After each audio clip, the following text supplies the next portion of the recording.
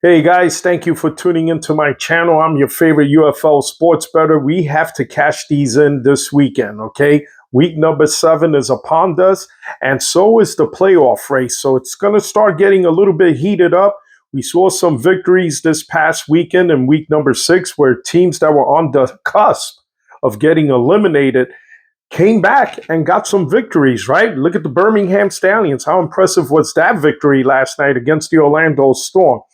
So before we could even begin to predict what's going to happen in week number 7, so we can cash it in, do me a favor, hit that like and subscribe button, and also leave your comments below at the end of it, whether we disagree or agree. Love to hear from you guys. Let's begin with week number 7, and the first game up, the 2-4 Columbus Aviators are going to head to the St. Louis Battlehawks, the 4-2 Battlehawks. And guys, it's no secret what we're going to do here, right? We're going to money line the Battlehawks. The over and under 43 and a half is kind of a tough one, but I went with the under 43 and a half. I just think that the Columbus Aviators, they struggle a lot on offense. Every now and then they'll play a game where they might get points like 17, but that's pretty much where they're usually at in every game. Jalen McClendon, good quarterback, gets his team down the field, and at times makes mistakes. Sometimes he'll fumble the ball. He does have that problem. But I don't know if that over and under 43 and a half, I'm not sure if I could take the over. Although the overs are hitting in the UFO, I'm not good with that right now. But I think I'm going to take that under 43 and a half. I'm going to take that -3 for the Battlehawks. I still think they struggle a little bit at quarterback. They are a talented football team. Their defense is pretty decent. I think it's enough to beat the Columbus Aviators. Let's go to the next game. And we got the 2-4 Louisville Kings, who are heading to the 5-1 DC Defenders. Obviously, no brainer here. We're actually money line the DC Defenders. They're looking like the champions right now, right? In the beginning of the year, I always said it. The struggle with the Defenders is the fact that they have a defense that's a little bit undisciplined. We saw yet again, right before the half, a fight breaking out between the Battlehawks and the Defenders, right? This team can play defense. They're very aggressive, and you get some stupid penalties too. Like, for instance, the defensive tackle Wallace, right? 2 consecutive plays where one he was offsides, and then the next one he was just like roughing the passer, right? Things like that really worry me about the Defenders. I hope it doesn't catch up to them in the biggest games down the road. But we're moneyline the Defenders, right? Jordan Ta'amu continues to play like the MVP. They have a plethora of wide receivers that get the job done. I mean, Ty Scott and Powell.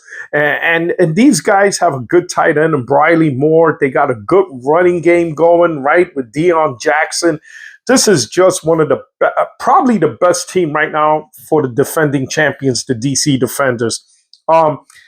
Louisville, what can I say, right? They get better quarterback play from Chandler Rogers, but they didn't feed off the weekend before where they had that huge victory, right? So now they take a step back. I said it last weekend.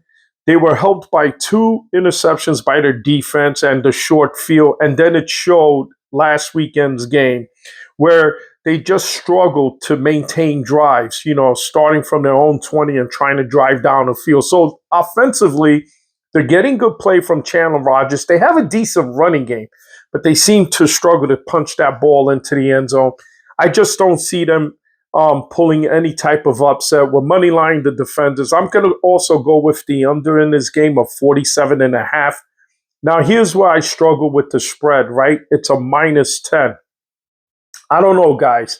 It's a high spread, but I'm going to take it, -10. Maybe DC wins this game 28-10, something like that, right?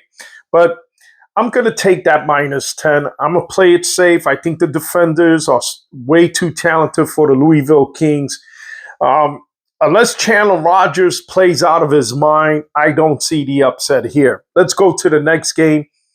We have the 3-3 Dallas Renegades, a team that at the beginning of the year was looking like the team to beat, and they're heading towards the 2-4 Birmingham Stallions, who just pulled off a tremendous upset at Orlando against the Orlando Storm. And guys, I got to tell you right now, the play of DTR, Dorian Thompson Robinson. Yes, we know him as DTR. What an upgrade at the quarterback position for AJ McCarron after the trade, trading away Matt Corral. It seems like he has not just the leadership, but the grasp of the entire offense. This is a talented football team. I told you from the very beginning, the most upsetting team to watch throughout this season was the Birmingham Stallions. And I think it was because of the lack of quarterback play. They got rid of Matt Corral, traded for DTR, and he's been nothing but an exciting football player. I love the way he played last night's game. So we're going to take, believe it or not, guys, I hate to say it because Dallas fell off the cliff and the play of Austin Reed has not been well. We're taking the Stallions for an upset. Is it really an upset? I don't know.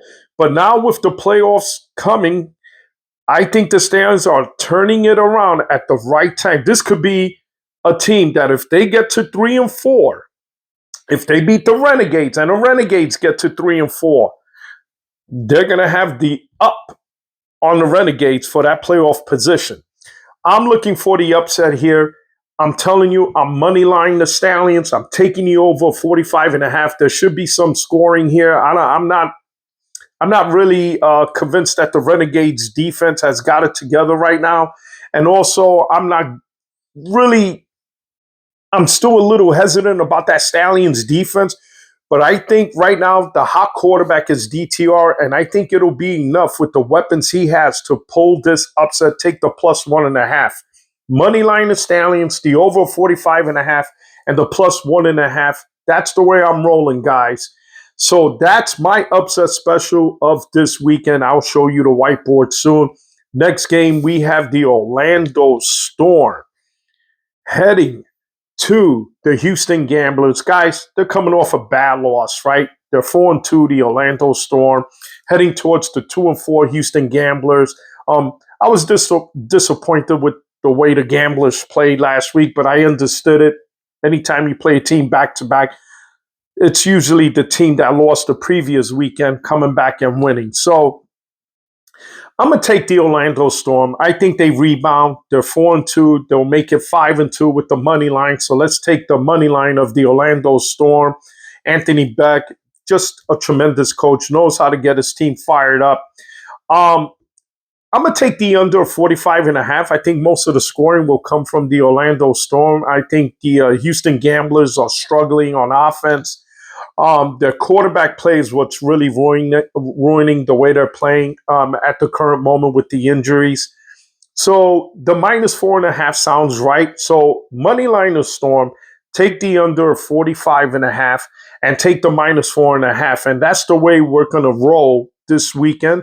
So I'm going to show you the whiteboard right now. Hopefully you guys get a good look at this. Remember, the Stallions are the upset special. So if you guys want to roll with that, there you go. I hope you guys can see it. Okay. So there you go, right? Have the asterisk for that Stallions upset. Okay. And I underlined the Stallions. And that's my upset special of the weekend. But is it really an upset special? With the play of DTR, seems like it motivated the entire Birmingham team. You could see the difference in the way they played against the Orlando Storm. I mean, they came out putting points. And then the Orlando Storm was like, holy cow, like, how do we catch up to this team?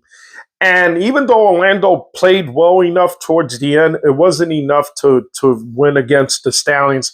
So this weekend, we're going to roll with the Stallions against the Dallas Renegades, a team that's been disappointing the last 3 weekends, losing 3 in a row. This could be their 4th loss in a row. Austin Reed has not played well. Guys, let's run to those sports books at your local casinos. Let's get to those sports apps. Let's cash these tickets in. I'm really confident this weekend. Again, the one spread that was at minus 10 for the Defenders.